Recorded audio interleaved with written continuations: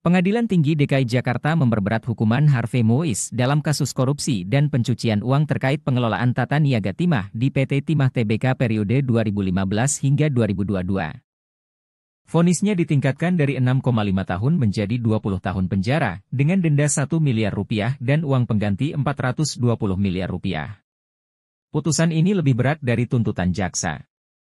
Hakim menilai perbuatannya merugikan negara dan menyakiti masyarakat. Seluruh aset terkait kasus ini disita untuk negara. 1.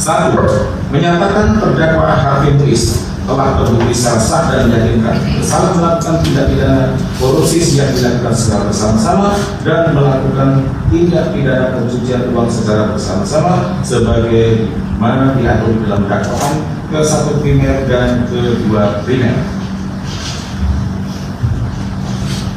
Menjatuhkan pidana kepada ia terdakwa Harvey Mois dengan pidana penjara selama 20 tahun dan denda sebesar 1 miliar rupiah dengan ketentuan apabila denda tersebut tidak dibayar akan diganti dengan pidana kurungan selama 8 bulan. 3. Menghukum terdakwa untuk membayar uang pengganti kerugian keuangan negara sebesar 420 miliar rupiah dengan ketentuan jika terpidana tidak membayar uang pengganti selama 1 bulan setelah putusan pengadilan memperoleh kekuatan hukum tetap, maka harta bendanya dapat disita oleh jaksa dan dilelang untuk menutupi uang pengganti tersebut. Dan apabila terpidana tidak mempunyai harta benda yang mencukupi untuk membayar uang pengganti tersebut, maka diganti dengan pidana penjara selama 10 tahun.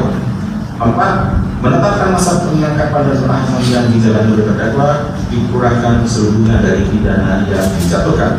5. Menetapkan terdakwa tetap berada di dalam tahanan.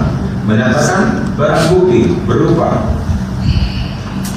sebagai berikut untuk meningkat uraian putusan ini, maka daftar barang bukti yang bukti tersebut dianggap telah dibaca dan menjadi bagian yang tak terpisahkan dari rangkaian putusan ini. 7. Membebankan biaya perkara kepada terdakwa dalam kedua tingkat peradilan yang di dalam tingkat banding sejumlah Rp2.500.000.